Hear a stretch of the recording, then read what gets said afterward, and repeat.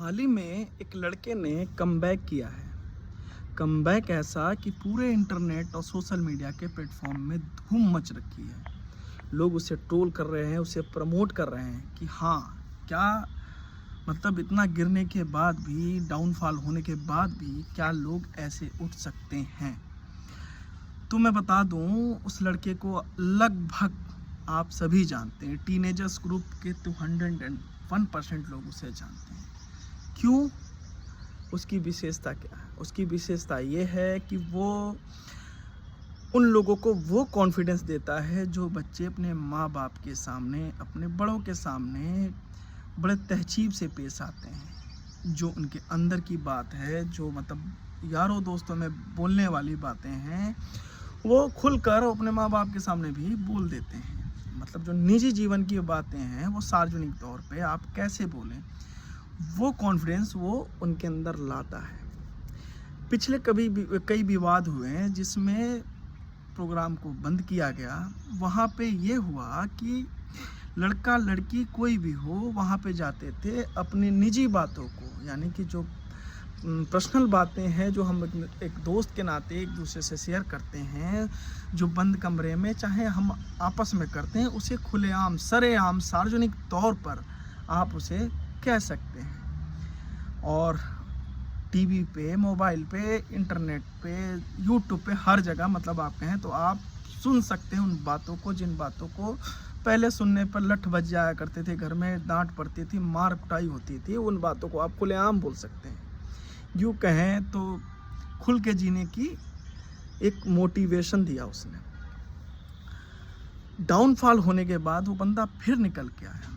जब उसका ख़राब समय था, यूँ कहें कि जब वो उसका विरोध हुआ, तो लाखों की संख्या में वही लोग जो शो पे जाते थे, वो विरोध करने लगे। बोला कि गलती हो गई, ऐसा नहीं होना था, ये हमारे उसके विरोध है, ऐसा नहीं करना था, ये ऐसा चलना नहीं चाहिए, ये शो बंद होना चाहिए। करने के बावजूद ऐसा लगा कि समाज में एक जागरूकता या कुछ कहें कि अवेयरनेस पैदा हुई। लेकिन ठीक जैसे ही कमबैक हुआ, उसके दुगनी तादाद में लोग वहाँ जा रहे हैं, शो में बैठ रहे हैं, उसके स्ट्रगल को सुन के आंखों से आंसू निकाल रहे हैं, छाती पीट रहे हैं, दर्द देख रहे हैं।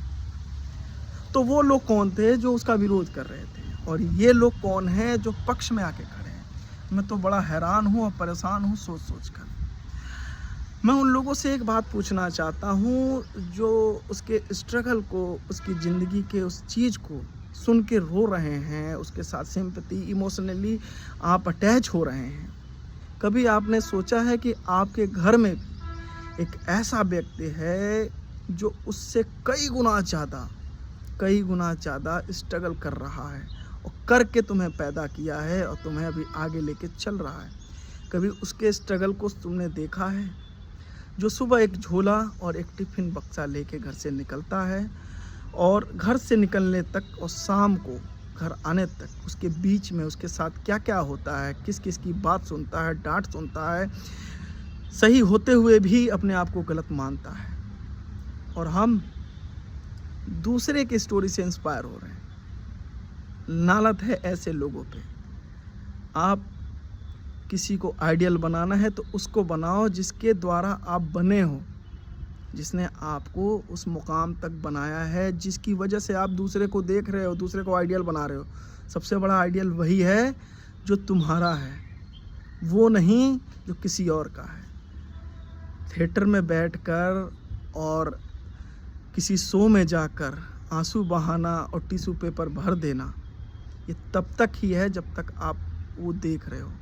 बाहर निकलने के बाद ना एक इंसान गिरा हुआ होता है, लोग मुड़कर उसे देखते नहीं है, बस मुंह फेर के चल देते हैं। तो अवेयर रहिए और खुल के बोलना है, कितना भी बोलना है बोलिए, आज़ादी मिली है, लेकिन उतनी ही बोलिए कि किसी की मर्यादा या किसी की इज्जत खराब ना हो।